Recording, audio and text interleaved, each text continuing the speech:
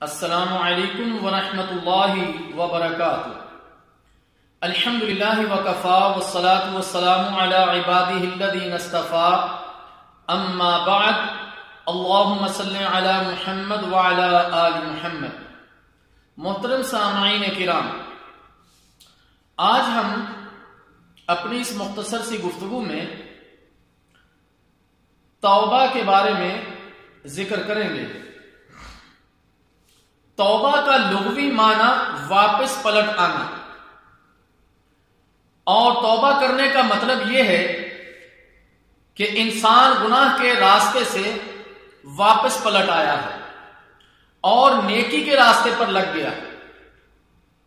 علماء کرام نے کہا ہے کہ توبہ ہر گناہ سے واجب ہے، توبہ ہر گناہ سے واجب ہے۔ اگر گناہ کا تعلق اللہ تعالیٰ کی ذات سے ہے، کسی آدمی کا حق اس کے متعلق نہیں ہے، تو ایسے گناہ سے توبہ کی قبولیت کے لیے 3 شرطیں ہیں۔ نمبر 1، یہ کہ اس گناہ کو چھوڑ دے جس سے وہ توبہ کر رہا ہے۔ نمبر 2، یہ کہ اس پر ندامت، پشیمانی، حزن ہو، جس گناہ سے وہ توبہ کر رہا ہے اس گناہ کے بارے میں اسے شرمندگی ہو، پشیمانی ہو، ندامت ہو۔ نمبر 3، یہ کہ وہ پختہ ارادہ کرے کہ آئندہ کبھی یہ گناہ نہیں کرے گا۔ اگر ان 3 شرطوں میں سے ایک شرط بھی مفقود ہو گئی تو توبہ صحیح نہیں ہوگی۔ لازمی یہ تینوں چیزیں، یہ تینوں شرطیں اس میں پائی جائیں تو انشاءاللہ تعالی اللہ تعالیٰ اپنے اس بندے کی توبہ قبول فرمائے۔ اور اگر اس گناہ کا تعلق جس سے وہ توبہ کر رہا ہے دوسرے آدمیوں کے ساتھ ہے تو اس کے لیے 4 شرطیں ہیں۔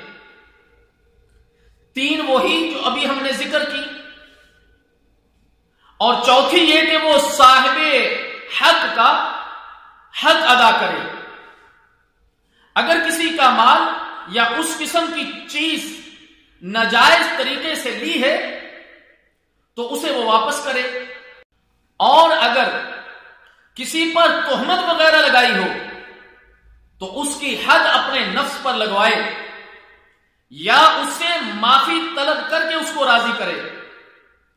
اگر کسی ایک یا چند ایک گناہ سے توبہ کرے گا تو اہل سنت والجماعت کے نزدیک توبہ تو صحیح ہے، لیکن یہ توبہ صرف اور صرف اسی گناہ سے ہوگی، دوسرے گناہ پھر بھی اس کے ذمہ رہ جائیں گے جب تک کہ ان گناہوں سے بھی توبہ نہیں کرے گا ان شروط کے ساتھ جو ہم نے ذکر کی ہیں، اس وقت تک باقی گناہ معاف نہیں ہوں گے۔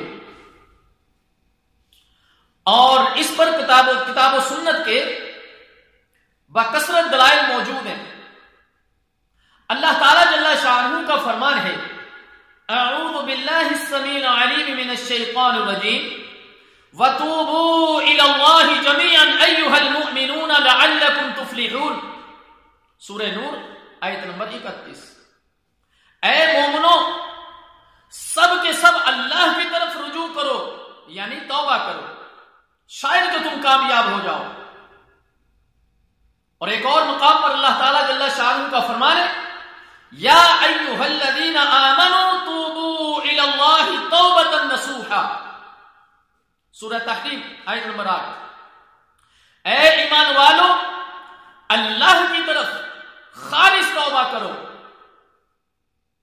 اللہ تعالیٰ جل شانہ نے قرآن مجید فرقان حمید میں مسلمانوں کو خالص توبۃ نصوحا کرنے کا حکم فرمایا۔